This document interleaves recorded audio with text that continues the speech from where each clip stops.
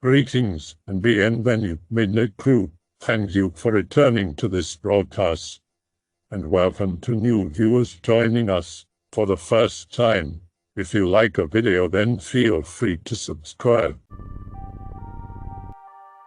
In this thread, we post weird childhood memories we all swear we have but can't remember that well. I'll shoot. So, I guess I'll say that I'm 25 and I live in Michigan. I was a prep cook at this hipster diner, the Dolson. Still open out here in Char if there are any Michiganders here. It's overpriced, though. So there's been a series of eerie shit that's been happening my whole life around me and my immediate family, namely my mother and I. My real father died when I was 2 in a car accident. I've always been just on the edge of really looking into the paranormal, but I realized as I got older, it was out of a subtle fear. The occurrences in my life are just odd. I'll start when I was young. My mother tells me that as a child, I had a series of creepy and strange things happen around me. At a very young age, she tells me that she'd hear me laughing and speaking to something in my room late at night. Now, this alone always weirded me out, but it wasn't until she mentioned that she'd often come in and I'd be out cold that I began to dread thinking about this time of my life. At about 6, I think, we lived in this shitty duplex in South Lansing.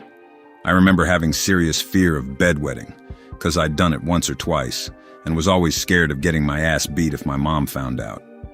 Well, one night, I'd woken up and saw a man standing down my hall, all black, but a brighter colored boots, and a sunken face. I remember the dense and looming dread seeing him, but had to pee. There was no stopping me. I was easily more afraid of my mom than this creepy guy in my house. I ran to the bathroom, bled the lizard, and sprinted back to bed and hid under the covers. I recall how frigid the room felt. Who knows, maybe I was seeing things and imagined all of this. My mom would end up telling me that it was her boyfriend. Of course, it wasn't until I got just a year older that I realized how ridiculous that explanation was. She wanted me to feel better, and I uncomfortably wondered if it was for her to feel better too. But the weird shit didn't stop. At 10, my stepfather offed himself. The house he had done it in was out in Battle Creek. He'd hung himself in the basement. This was a very traumatic event for all of us, including my 3-year-old little brother, who just saw the edge of his corpse. My mother and I saw it, and its full horror though, and the image of his face juxtaposed on the empty backdrop of the basement will never leave me. I hated that basement. We had only lived at this house a year before moving out to St. John's. It was on the edge of the woods, and odd shit just happened. We got 2 dogs, and they refused to go to the basement and did the standard barking at corners. My mom said she saw weird shapes in the woods. I myself seeing things behind my door some nights. Worst of all was the basement though. The sense of dread down there was so thick and dense, like something was always just beyond your periphery. Ironic when my stepfather offed himself down there a year later. He'd been remodeling the house alone so we could sell it. I always wondered if the house killed him. I dreamt one night at our new house of a weird fluid in the basement. My mom getting a call the next day the basement had flooded. Quirky to say the least. At 11, I was walking home from school. As I approached the house, I saw a shadow move past the window. There was no mistake, it was opaque. As I got inside, though, I eerily realized the house was empty. I called, but there was truly no one. That wigged me the hell out, and I stayed in my room till Mom got home. She'd have weird dreams about our stepfather, murmuring something or other. Grieving, and grief does so much to a human, both of us, but moving through it couldn't comfort the unsettling air. At 14, we lived in Delta Township. My mom told me one day that she had been trying to sleep in the afternoon and heard me call her name.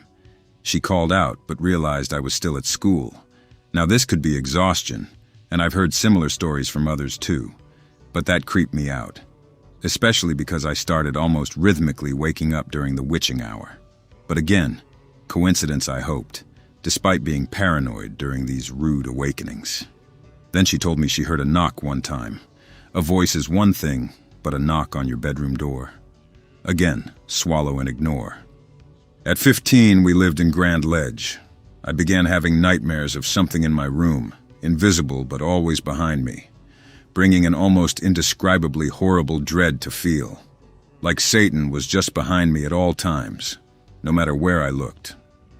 Cold sweats were common, but they spaced out for a few years, dwindling to just some sleep paralysis every now and then.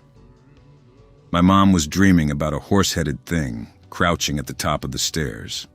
I accidentally overheard her telling my grandmother this one night, ironically going to the bathroom down that very hall, just at the foot of those stairs. At 18, I moved out, living in an apartment with 2 other friends. I began having a really hard time sleeping, falling into false awakening loops and sleep paralysis way too common for comfort. I had to go for walks at night to stop the racing thoughts. One night, I went to the island at Grand Ledge around midnight. I walked to the end. The lights out there had already turned off.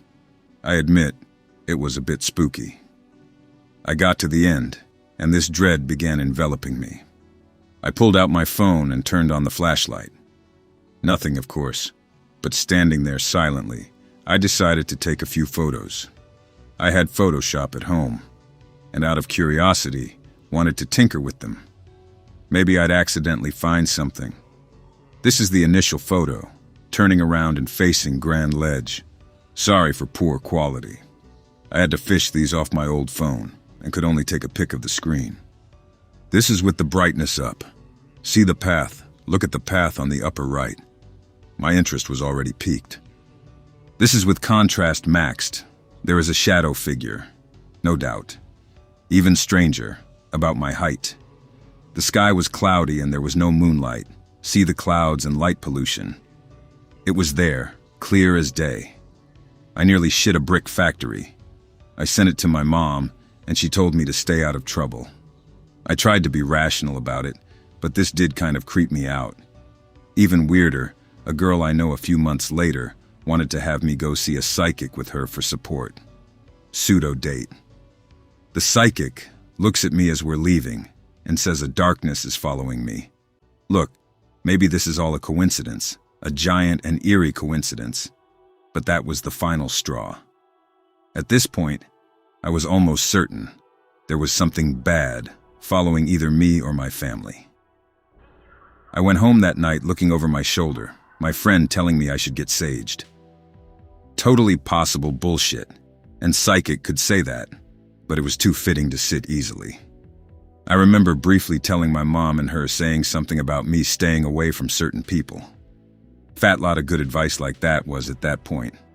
Now I live out here and have been comfortably boring lately with that shit, aside from some nightmares here or there. But in this new apartment, we hear a lot of bizarre sounds. Surely nothing, but I can't help but think of that shadow, or whatever might have been stalking my mother and I all this time. I've been meaning to write about this memory I've had for quite a while. I finally have a night to myself, so I figured I'll really flesh out the details for you guys. We often hear about the bystander effect in school at some point. It's a term for when people witness an emergency situation that they are in a position to resolve, but they don't because they assume someone will take care of it. Keep that in mind as you read on. I was about 6 or 7 years old at the time. I think it was during a typical Saturday in autumn. My father was shopping for groceries, and he was towing me along as usual. It was just a normal shopping trip until we got in line to scan and pay for our groceries. At some point, these 2 people, a couple I assume, a man and a woman, walked up to the line with a very small basket of groceries. The woman was holding a child in her arms. One would think that this child was her son, but something was wrong. This kid was in a state of absolute distress. This wasn't just a young kid being a brat and throwing a tantrum because his parents wouldn't buy him something he wanted. Something was deeply wrong. This kid was crying, screaming with all his might, pounding on this woman's chest, screaming, "No, no, let me go, let me go." He was crying his eyes out, screaming for his mother and father. Hearing another kid my age in such a deep state of despair was new to me at that age. I was pretty horrified. I remember it vividly. He had a dark blue coat on and a knit cap with SpongeBob's face on it. His voice was raspy from crying and his face was red. He was just so small and powerless to resist these adults. It was horrible to watch. What really confused the situation was how the man and woman reacted. I hesitate to call them his parents because I am frankly not sure if they really were his parents. They tried to comfort him, saying things like, "Oh, sweetie, we're right here. What's wrong?" But this kid would have none of it.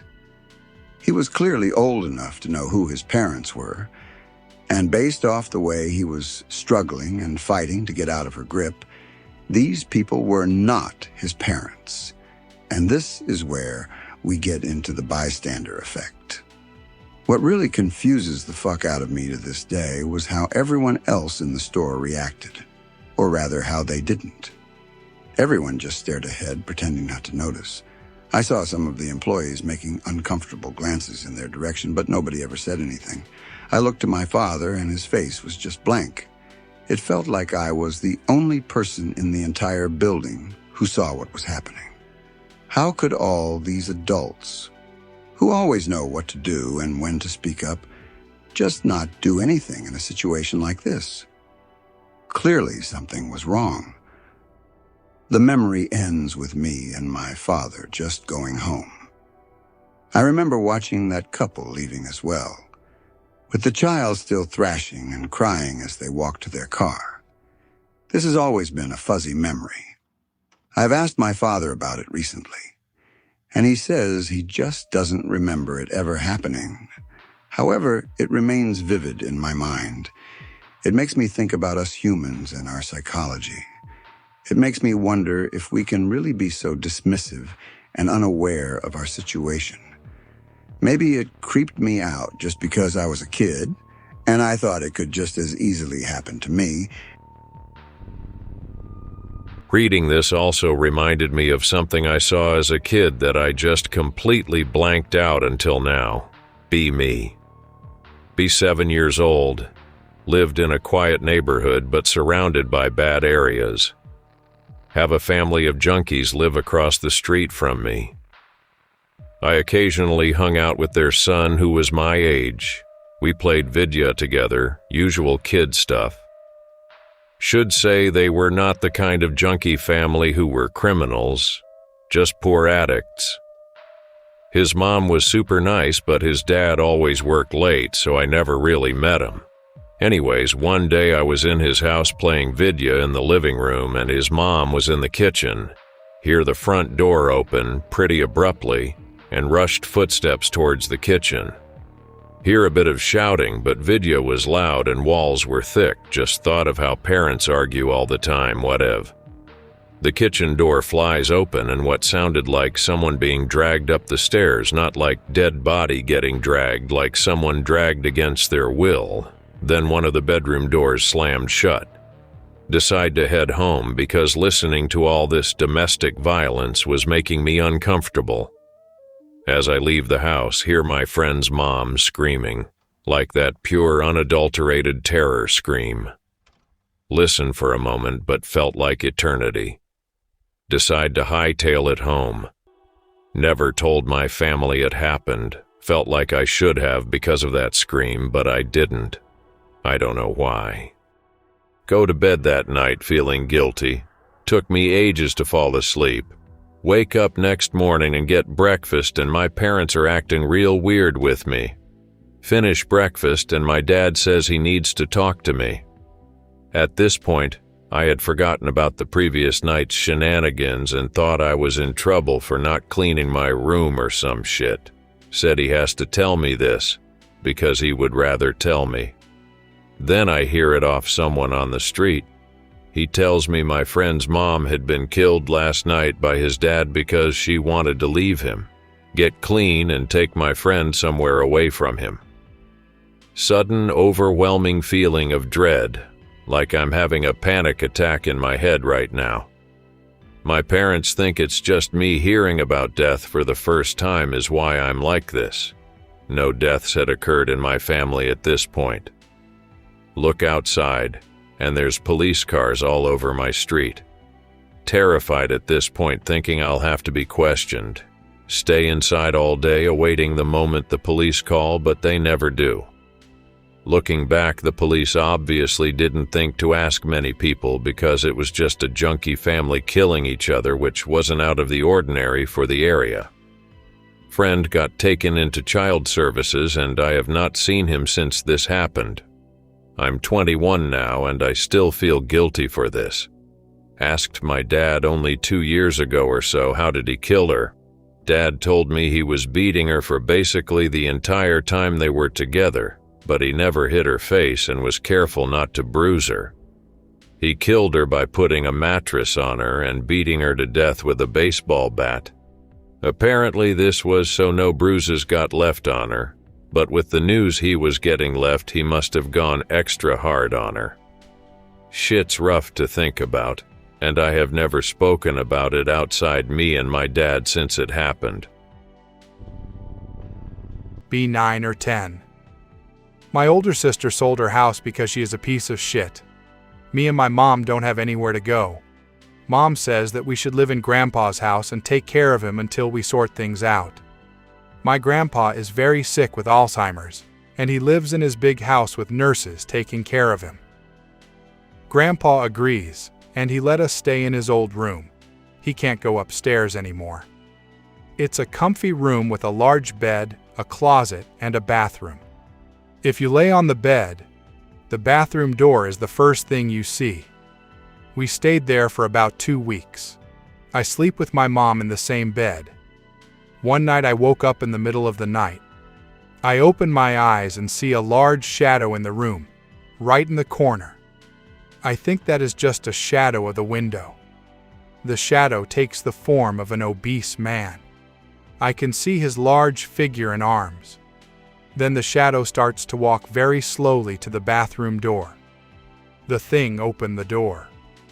He enters and closes the door. I don't know what to do. I wake up my mom, but I don't know what to say. I tell her, "Where is my sister?" She is the only obese person I can think of at that moment, half asleep and angry that maybe she is in our house. I go back to sleep. Wake up the next morning realizing what just happened.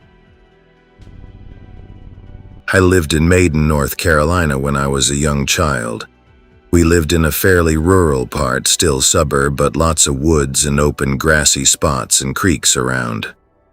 There was a house next to ours that, as far as I could ever tell, was totally abandoned. Not empty, just an old, dusty, fully furnished house. Like whoever lived there just packed up, left, and all they did was clean out the pantry. Everything else was there. I'd sometimes go inside, since it wasn't locked. My parents told me not to go in there, but it wasn't a serious warning. I don't think it was dangerous since we lived in a small, nice neighborhood and we didn't really have any creeper types. Plus, I'd go during the day, not at night. Anyway, this one time I decided to check out the basement, which I liked because you could follow pipes through a small crawl space that eventually led back outside. I thought it was cool because it was like a secret hideout, and I used to pretend when I came out the other side was another world. One day I actually entered through this small back crawl, and for some reason, I first took stock that there was a metal cabinet in there. It had always been there, but for some reason this was my first time really noticing it. I remember it was sort of stuck shut, not locked, just like an adult had slammed it shut really hard, and a little kid would have a hard time opening it. I pulled on it with all my body weight, and when it opened, there was a face floating inside. This is my most vivid part of the memory. It looked like the face on those sun ornaments people hang in their houses sometimes, pig-related, but without the actual sunbeam parts. It had the same round, flat shape, and it was frozen and brassy looking. The expression was kind of stuck in an amused, annoyed kind of face. What scared the shit out of me was, it zoomed right up to my face. If it had been a person, I would have been able to feel their breath. It was attached to the back of the cabinet by what looked kind of like a pipe. And when I backed away to try to get some distance between me and this creepy face, the pipe stretched or extended to let it follow me. I literally could not get this weird, frozen-faced sun man out of my face because every time I backed up, it would stretch from the cabinet to follow me. It could even bend in angles as I moved back. I started to panic and did this weird backwards run back through the crawl space. Back outside, there was a small pipeline that ran around the bottom of the house. When I tried to back up over it, I tripped and fell right on my back. When I got back up, I was back in daylight, and I could still see the face in the dark, floating there in the dark of the basement.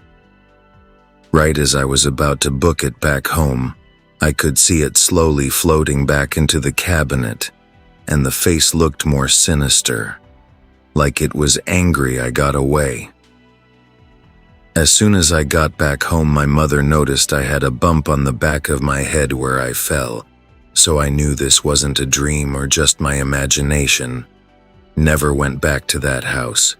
Whole thing really freaked me out, and I had nightmares for a few months after of more homing faces. I saw my grandma die when I was 6. She lived with us when she was sick, and my parents took care of her. My older siblings had a much closer relationship with her than I did, because while they grew up, she was mentally there. She had quite a few mental breakdowns over the course of my childhood. They made me afraid of her. She often seemed scary to me at that young age. I remember she would always play soft blues and jazz, and it relaxed me. My fondest memories of her were when I would rush in right after dinner and turn her channel from Law and Order over to Rugrats. Maybe twice a week we'd watch Rugrats together, and looking back on it, she probably really treasured these moments because it was the longest period of time I stayed with her. We would watch in silence, I'd smile at her, then when the episode was over, I'd run away. About 6 months after she died, I remember walking up and hearing the same blues/jazz music she'd always play. I walked back into her room, and I felt the warm feeling I'd feel when she smiled at me. Oddly enough, my mom, her daughter, came in and put me back to bed, telling me she heard the music too. Buckle up. This is a long one. When I was 10, my parents left for my uncle's birthday one evening, and I decided to stay home and play some Age of Mythology. So they leave and I play for a while, and I get a little bit tired, but I decide that I'll stay up late since I'm all alone. As I play, I keep hearing a soft knocking sound, like someone was hitting a window. At first I thought I was imagining it, but as it got louder there was no doubt it was real. So I leave my room and check out where the sound came from, which was the room next to mine. As I press down the doorknob, the knocking stops. At that point I start getting a little spooked, so I lock the entrance door one extra time. It locks 3 times max. I close all doors and I decide to turn off the computer. 10 seconds after the computer turns off, I heard the entrance door trying to be opened, like someone was trying to open it in one swift motion, but didn't know it was locked. I jumped a little bit from the sudden noise, but I realized it must be my parents returning home, so I turned on the lights outside and checked the visor. Nobody. This is the moment I actually get scared. Out of worry, I try to turn the key again, even though I knew it was fully locked, but it actually turned. I try again. It turned that time too. And again. The door was completely unlocked, even though I fully locked it myself 1 minute ago. I remember distinctly that I started shaking at this moment. I run up to my room, lock the door, turn off all the lights and get into bed to sleep as fast as possible. It starts raining outside. Hard. Some time passes, and as I'm about to fall asleep, I hear the same sound from the main door. I jump out of the bed and stay frozen for about 10 seconds. I literally couldn't move because of how scared I was. For some dumb reason, I decided to get inside the wardrobe to hide. I was a pretty smart kid, so my first thought was that I was getting robbed. So getting inside the wardrobe was me trying to escape unharmed. So I stay there, locked in my room, in the closet, all alone, with the sound of rain pouring outside. I decided not to get out until my parents get home. The rain outside eventually stops, so it's very quiet. To this day, I haven't experienced a more solemn silence like that. As a kid, staying cramped in a small place with nothing to do was getting annoying, as I had no way of telling how much time passes. Suddenly, I hear something in the hall. Kind of like the sound your foot makes when you're walking barefoot on the floor. It was such a small sound, but in that silence it was scary. I hoped it was just my imagination. Then I hear it again, and again, like someone is walking slowly and carefully in the hallway. At this point, I'm terrified. I'm shaking so hard that the wardrobe and clothes make a faint noise. If someone was next to it, they would definitely notice someone was inside. And I couldn't stop. My body wouldn't listen to me. The walking sound gets close to my room. I start tearing up, biting the hanged clothes so no noise leaves my mouth. The sounds stop in front of my room. I'm praying to God for help at this point. I remember I shut my eyes so tight that it hurt and stayed like that.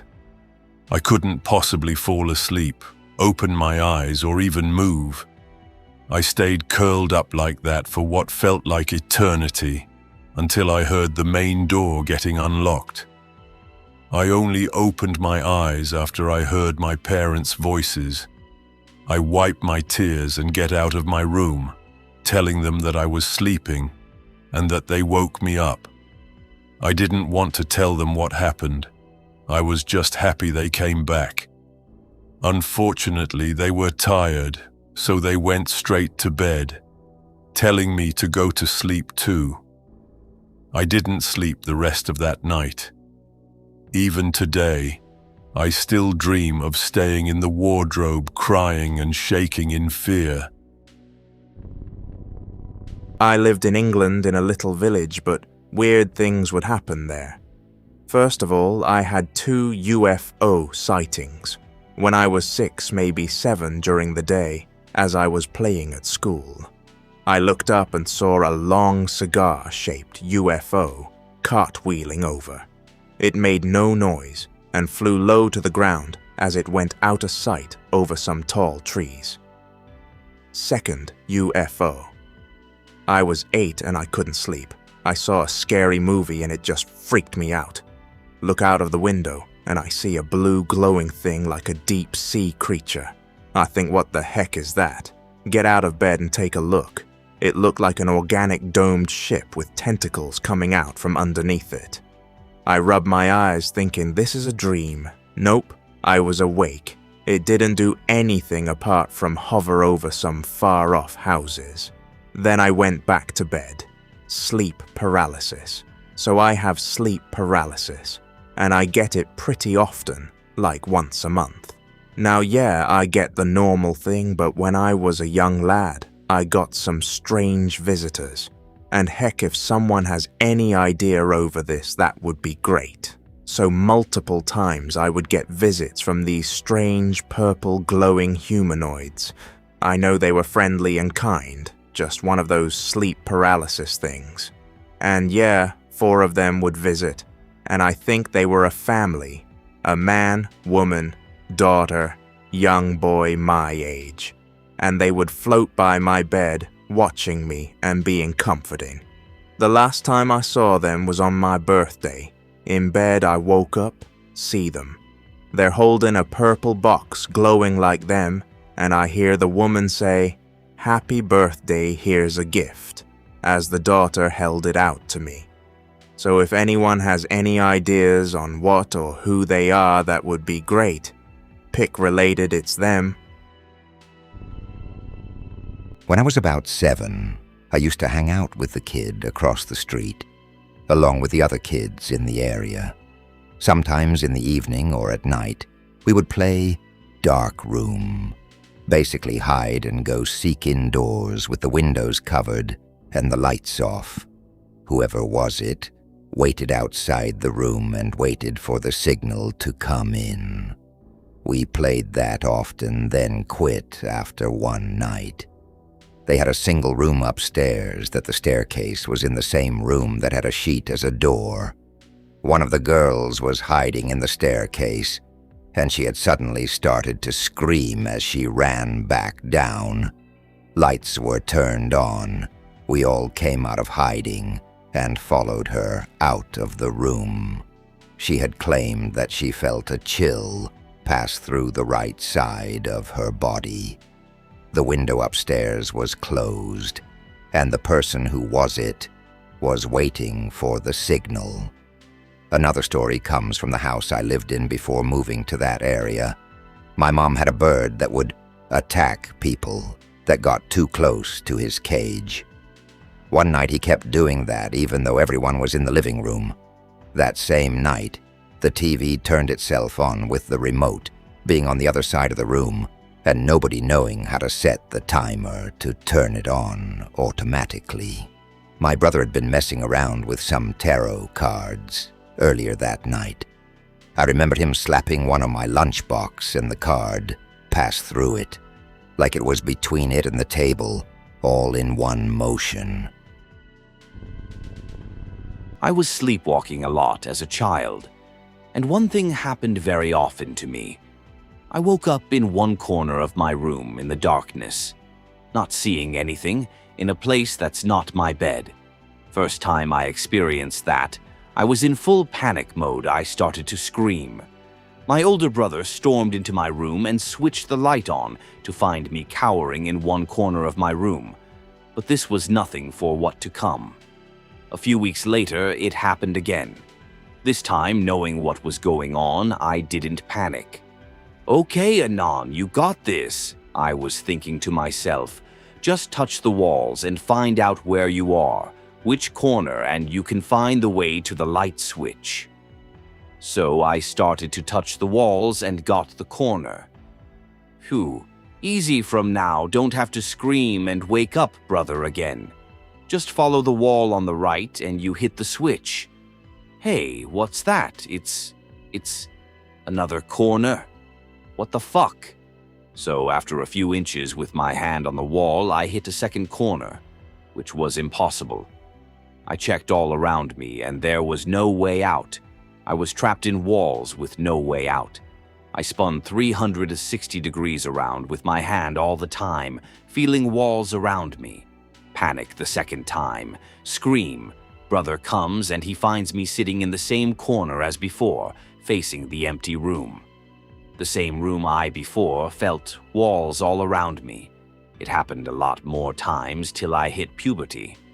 After the second night, I just started to call my brother by name. He knew the drill then already, and I'm very grateful that he never got mad about his little brother waking him up.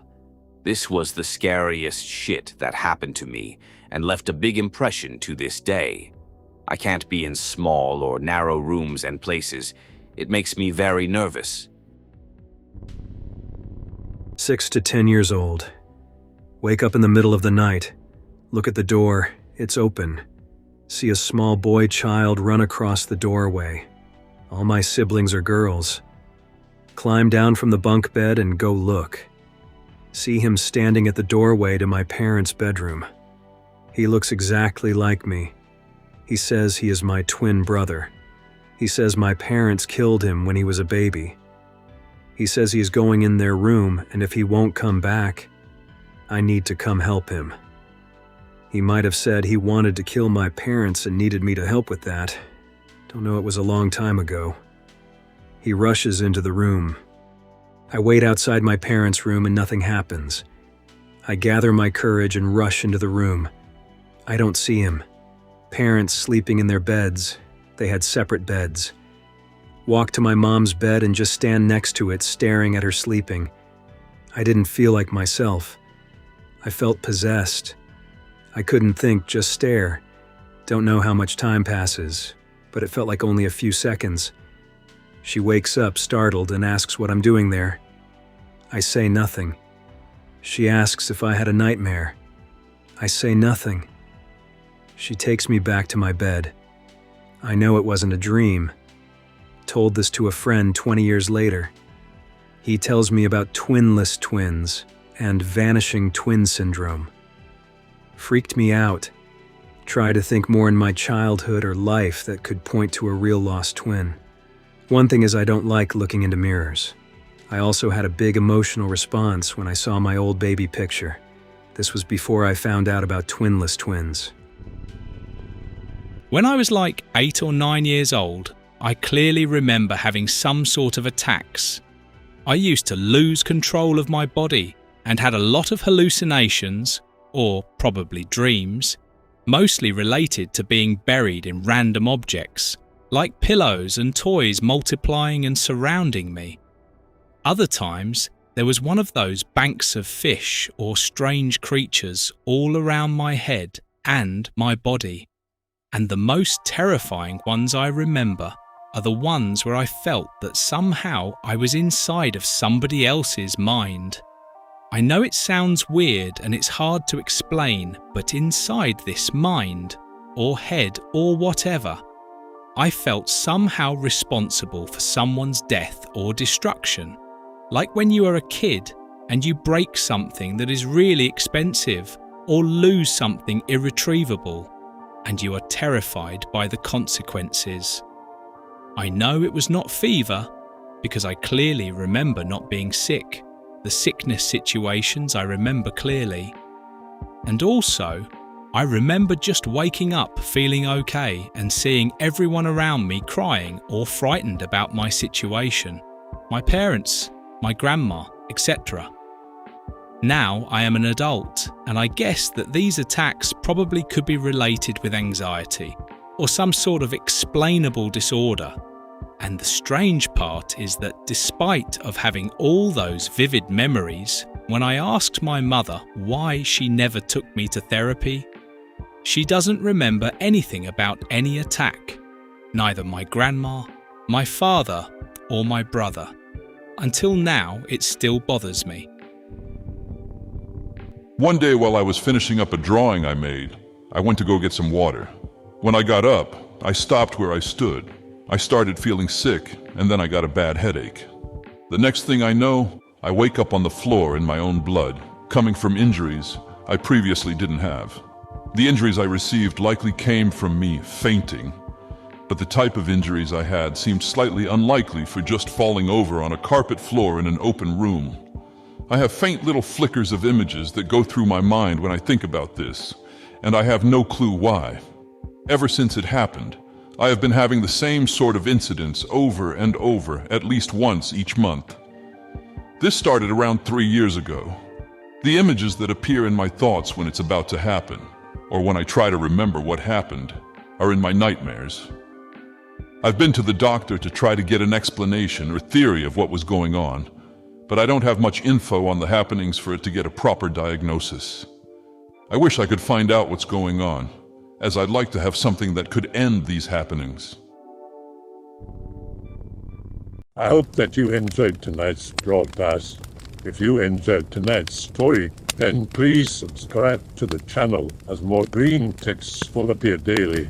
A new broadcast will appear when the clock strikes midnight Central Time.